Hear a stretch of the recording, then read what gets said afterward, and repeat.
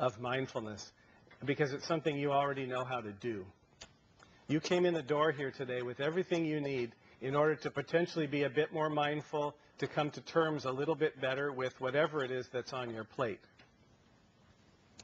So mindfulness, what in the heck is it, right? It's actually, your program actually says mindfulness. I don't know what that is. So I think that was someone typing the program who wasn't being mindful. But mindfulness, I like to boil it down into three things that may sound familiar to you from what I've already said. Moment to moment, non-judgmental awareness. Okay? So just go do that and you'll be fine. All right? So, my job here is done. Unfortunately, as simple as that sounds, it's not really that easy to do. So moment to moment, living, breathing in the moment we're in has a great benefit to it. And it's easy to see that in the very pleasant moments, those moments that you're enjoying. You see the person you love, you see a child laughing, you see a pretty flower, you watch a good movie, you're there, right? You're right there in the moment. And those moments when sort of time passes and you're not even aware of it, and I don't mean when you're asleep, but when you're engaged fully in something and you're just there. You're aware of every sensation in your body. You're aware of every color. Sometimes things seem very vivid in those situations. You know what that feels like. And those are wonderful moments. And then people say, well, fine, good, I'll look for those things, but I don't always have pretty flowers and loving people and, whatever in my life. What do I do with the other stuff? That's the stuff I don't want to pay attention to. That's the icky stuff. I want you to take that stuff away and bring me the $1 million and the youth and all of that other stuff back. So what I'm suggesting is that what works for us with those pleasant things actually can work with us in regard to everything. That when we feel a sensation of pain and we really want to get rid of it, and we want to run from it, and we want to extinguish it, and we want to stop thinking about it, all we do is create some more suffering, because in that moment, that's what's here, right? That's what is. If in this moment there is pain, no amount of wishing yourself away, no amount of distracting yourself, no amount of any other activity is going to change the fact that in that moment it's here. So I wonder if there's some possibility of actually coming to terms with it, to living around it like that obnoxious relative that I talked about. Can I find a way to relate to it in a different way? And so the only way to do that is to do it moment by moment, to break it down, because we only live in this moment. Right now, despite all of your experience that led up to this moment and all of the things that lie in front of you, all you've really got is this one, right? So, what are you going to do with it? I want to read you a poem that I think captures that pretty well. Some of you may have run across it before. It's a poem by Mary Oliver. It's called The Summer Day. Who made the world? Who made the swan and the black bear? Who made the grasshopper?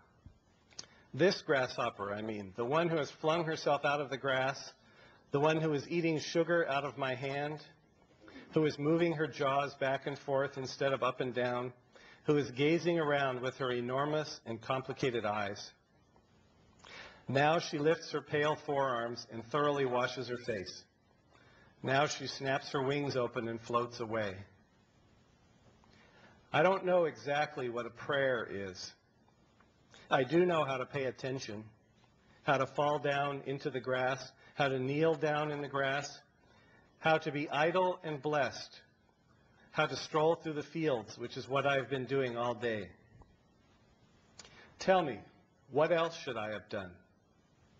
Doesn't everything die at last and too soon? Tell me, what is it you plan to do with your one wild and precious life?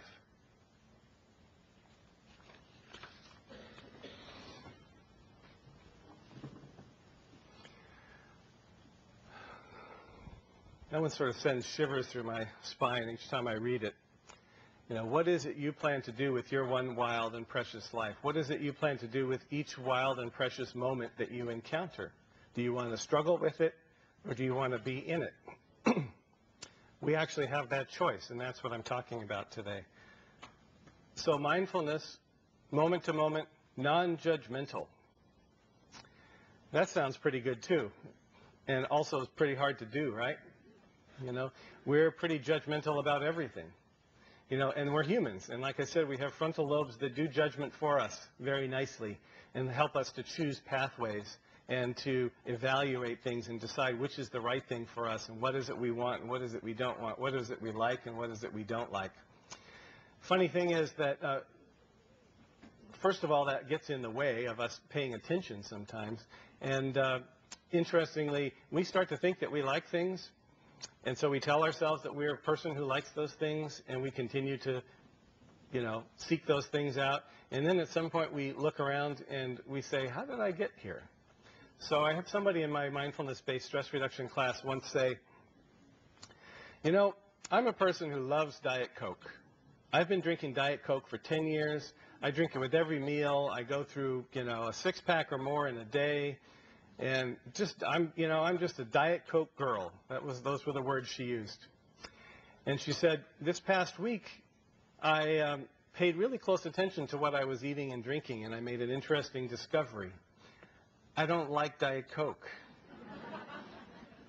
And you may have had an experience like that at some point where, you know, when you actually slowed down and pay attention, you found yourself doing, eating, saying things that weren't you, that weren't lined up with you, even though you'd been doing that all along.